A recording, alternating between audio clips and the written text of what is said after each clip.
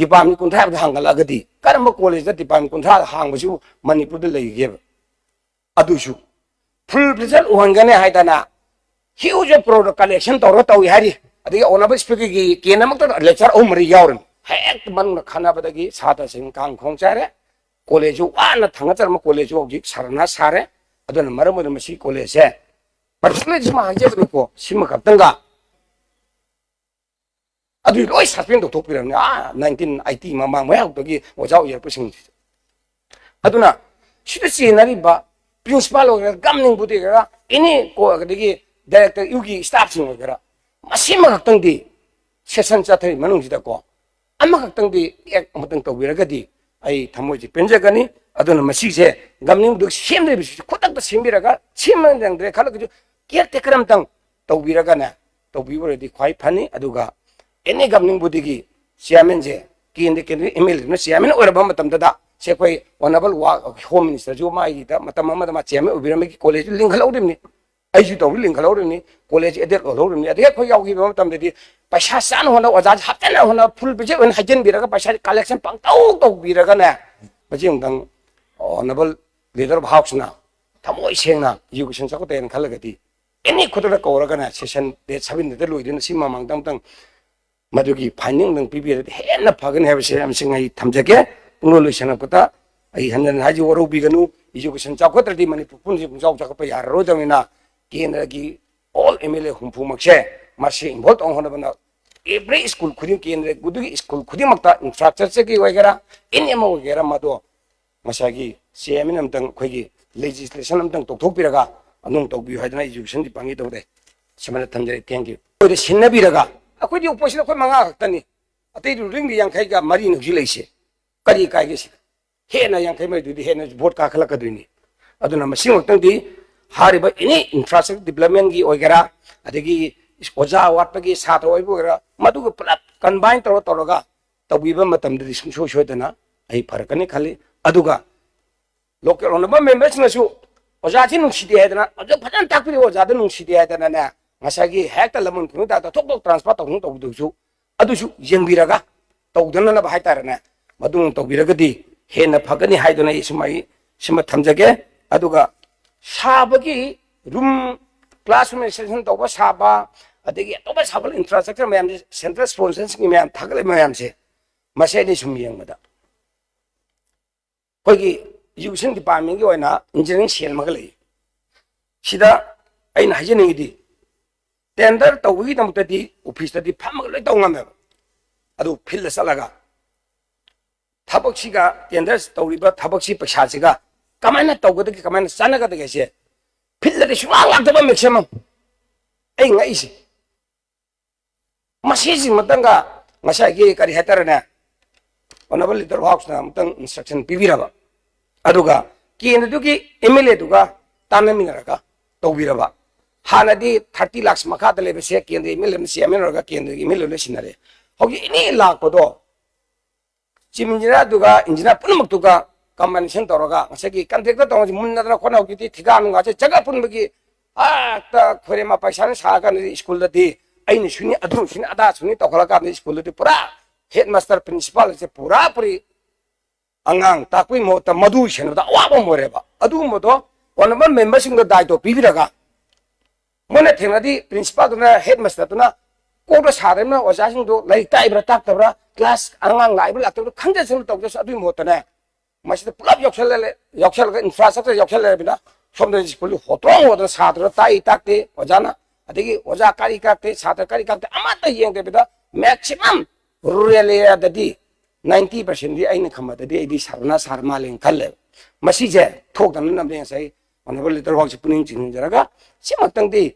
खोगी केंद्र दुगी mu Chhinda मखोय fully बीबी बतारे रिक्स तो मान लौजसनु अदुगा खोसि लौजके मसिनदंग तौबि वाइदना इन सुमना थंजरी अदुगा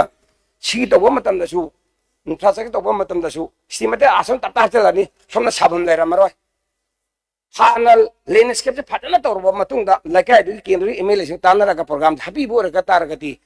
पैसा जु मांगोय दबा अदुन हाना रुबलेसु थुगाइबे अब मैम थुगाए पैसा हंजन हंजन बात सारिंग है तो को मचू ताना साना ना भाना फजना दिपिया साधना देखिए फजन मागी स्ट्रक्चर येंगना खोदला काय दु साना बा खोना बा सादर साना खोना बा येंगमे मत तोक दबी अदुम सोमना सादर थोक थोक थाजंग स्टेशन हेन तौराबनिना तौदे रो मोय इंस्ट्रक्शन हेन तौबी देखिए करी हेन मचु नुंजु मक्तो ओरगसु हेता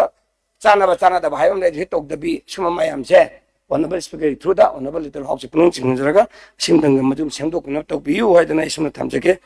The Arroyo quite police in say. See the Edet College family. The school is Edet College school Edet College family. Full pleasure about Yaba Mackay. Must you old home be a gunner? Tobiro. Yaro the one Mackay do will ever gunner. Masagi Gamming Budina, Quiggy. Gamingi Makada Committee must him say, must he patana full built a holder gadi. Masagi Karian Edet College, the Edet School to me was Hatter Satin Zizu, Doctor Engineer Power Delete quick in Panam Power. Adubu, how you tea? I am Mana Government Edet College, the government Quiggy High School has in the Mayam, say Mrs. You Pagalpon with the Patatanaba Masama Laki, man to see me becoming Buddhist. Masih tu kende dugi, ngasai ki email tu na siapa ni orang laba, aduh itara ke tina, mandatory me siapa laba, education ko 1982 se email tak thupi raga ko, aduh tak hack siapa ba, aduh itara college susah kola ni, adegi my edit school sing, adegi edit college sing, jo ini khambat adi, patana panen kale masim danga, house se, dot to bibi abra adu di yang biro, aduh ka example ay babu, simak tang di ay thawai hakjang yang haji betare. कोई दा नवरेम बेरेडी college है ना अमग private school fully लेर में 2016 की दिसंबर था दा एडेट उन्थोए अदुई मतम दा सब्जेक्ट टू करेक्शन इपाई पुना सिगी मखाई खाइना रगा चिंग फौ खाइना रगा स्कूल कॉलेज लिंखला में नवरेम बेरेडी ना लो सम खरा कापी रगा तो बिरा में अदुबु अई मतम दा रूल में सेमा में केंद्र केंद्र कारकपतना मधुगी मैंडेटरी ओइना चेयरमैन ओगेदोना 2007 देन 2016 मेजिन ओइ अदु मतम दा इसी आई योबि बुथोकना लौ संगम अनि मखाय अहुम मयादा आई ले खरबा बाई मेंग दा कचरगा स्विमिंग पूल साई इंडोर हॉल साई व्हाटएवर सारबा मतुंगा सही कोचिंग तौजातना सातसी लिसिंग अहुम अनि अहुम मथकता तमलगा गोल्ड मेडल सही खुदिंग पुथोलब मतुंगा आइना मतम ऑनरेबल चीफ मिनिस्टर दा रिक्वेस्ट तौरे हारगा इधर सिमक ओसा मंगा दसु तरा दसु कुंदसु लकोट पिनम गने मसिगी पेरी दलेबा खोई इंखलेबा नाजिंग जी सेप तौननाबा लैले सुदु मपुंग हान तमया तौबि हाबा मतमदा लकोट पिनमी अदु लकोट मतम ओजा तरा ने प्रिंसिपल अमगा थारगा नन जिंग स्टाफ तरो प्लमना तरा ते लकोट पिनमी अदु लकोट खिबा अदु दुगी हौजी फोबदा ओजा सिंदो बाय नेम दा थोपी गरबा थोपी दरिब्रा अदुगा हौजिकना मतम ले बजा टोटल अपन में सात कनसे ओजा यांखै ग तरुला आई सब्जेक्ट टू करेक्शन अदु नन चिंग ता तरा मरि मा पुलप ले होबुदो हौजि दे इन ताबदा लेक्चरर बु चहुम मत त ले हिन ताई आई खोइ ngै से प्राइवेट इंडिया की हिस्ट्री दा आई दि दवन थादी थाजदब department of subject to correction 30 की मतक ता हांगी है अदु अंशु एवं केबु मतम ले रब थाई पाइपु द तामनो ओजा सिंगना ngasai ki kari heter na koi ki hauki le bo ja sing che sum to hun biu ti pam ami de sang biu tu ka det bi ta to ro oja panga tri to biu haru bo ja sing susping to dismiss to biu na ngasai ki angak pa phangna ta to na hauki ka che pura phit bekaram ka re se example honorable sing gi ken de ju mi ki phi so oja to pha bo oja to hak da adu ngang mi dong suspend to le ari bo jan he hok dok de yor ni committee se ma du yor ni ado det bi to oja ha pe khang pati oja kunthra ni phun punjalaga